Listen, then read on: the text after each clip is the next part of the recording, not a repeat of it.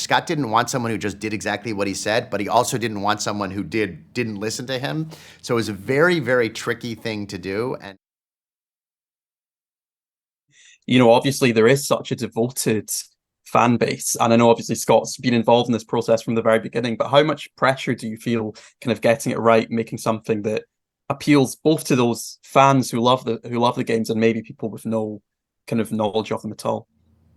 Yeah, I mean, I think between myself and Jason, we were always consulting Scott in terms of what the path forward was for Jason. Earlier stages, even just bringing on the right director and putting together the right team, and for me, certainly crafting the story with Scott and working on the script and film. So I think really leaning on him to help guide the elements of the lore that we were incorporating and making sure we were getting it right for the fan base. Jason, you I mean, what was your kind of first encounter with the games, and what was it kind of initially that kind of piqued your interest of something that you thought this is something that would fit kind of within the Blumhouse kind of stable? I really started learning about the game from Todd McFarlane. I'm working with Todd on Spawn, and he handles the merchandise for Five Nights at Freddy's. And he really gave me an insight into the incredible reach of the game. And then I started looking into it. I realized it had been developed at Warner Brothers for a little bit. And so I always liked the challenge of someone else tried this and couldn't figure it out. So I was excited to see if I could. I didn't think it would take 8 years or 10 years, whatever it took. But it was very challenging and also very fun.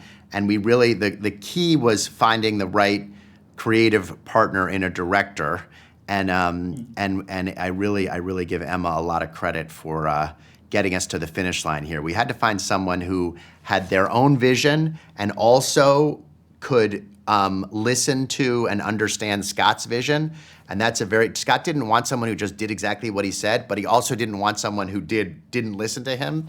So it was a very, very tricky thing to do. And Emma, I think, did a great job getting Scott comfortable enough to actually allow the movie to happen. Yeah. Obviously, the animatronics kind of play such a big part, and it must have been really exciting kind of working with Jim Henson's Creature Shop to bring these kind of creatures to life. What was it kind of about that process that it excited you the most, Emma? And was there anything that you are there any kind of little touches or little elements of the design that you are really happy with that you think kind of stand out? I mean, really everything. Every step of the process was fascinating to me in a new way. When we started, even just getting the renders and the drawings for what the builds were gonna be, that was phenomenal. And then they made these little maquettes, these little miniatures of what they were gonna look like. It was oh, it's getting real, it's feeling real. And then we'd be visiting the workshop periodically, monitoring how the build was going, and there'd just be parts being made over here, and then a head over here, and an eyeball over here. It was all coming together, and then to see it assembled at the end was awe-inspiring, jaw-dropping, and more than we ever could have imagined, because they all took on a life of their own. So incredible craftsmanship and just the most talented team to work with. And Jason, you mentioned that kind of 8-year kind of gestation period that this went through. Having been through that, are you now kind of more confident than ever that this is a franchise that can kind of give us quite a lot in terms of kind of future films and future installments? Do you think having had that kind of really long period has allowed you to really feel like you're in a good place now?